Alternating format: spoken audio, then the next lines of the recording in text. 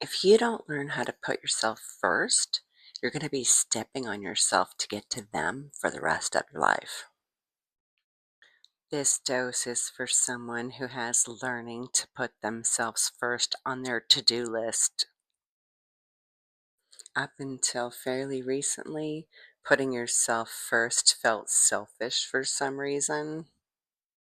But now you're starting to understand that self-care really is healthcare, and you want to learn. How do you do that? How do you put yourself first without seeming like an egoic narcissist? If that sounds like you, welcome in to your daily dose of Dawn at Dawn, videos designed to expand your thinking.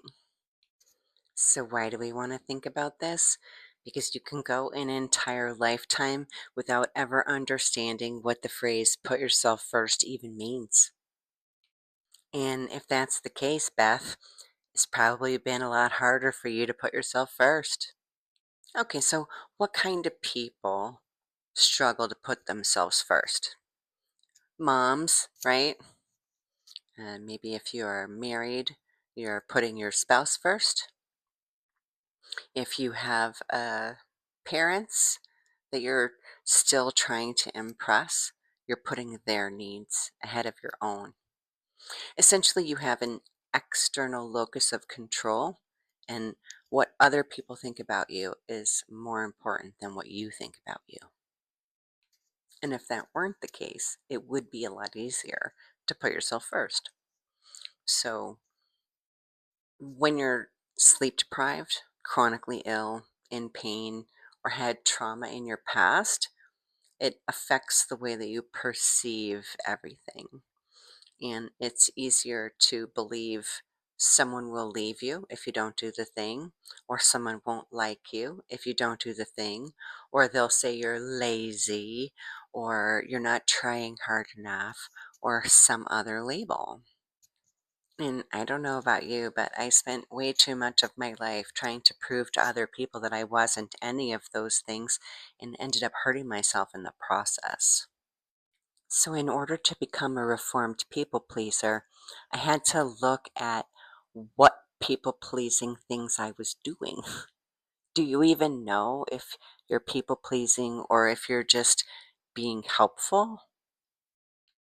It can be really hard to separate ourselves from what other people are doing. I've had several people tell me that my book and my work reminds them of Mel Robbins, the speaker. She wrote a book called Let Them.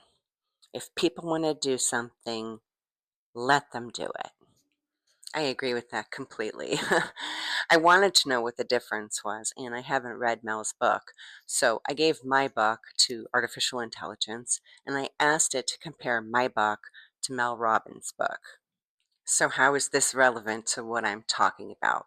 Because Mel Robbins' book helps you deal with what other people do.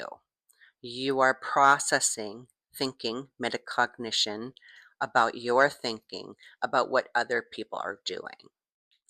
My book is a 14-day self-love boot camp where you rebuild yourself from the inside out.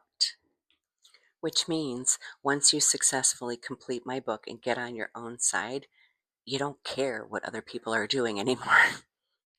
If that sounds like something that you need in your life, you can grab it at howtobeonyourown.com. And if you're not ready for the 14-day self-love bootcamp, you can just listen to the doses. I publish them weekdays.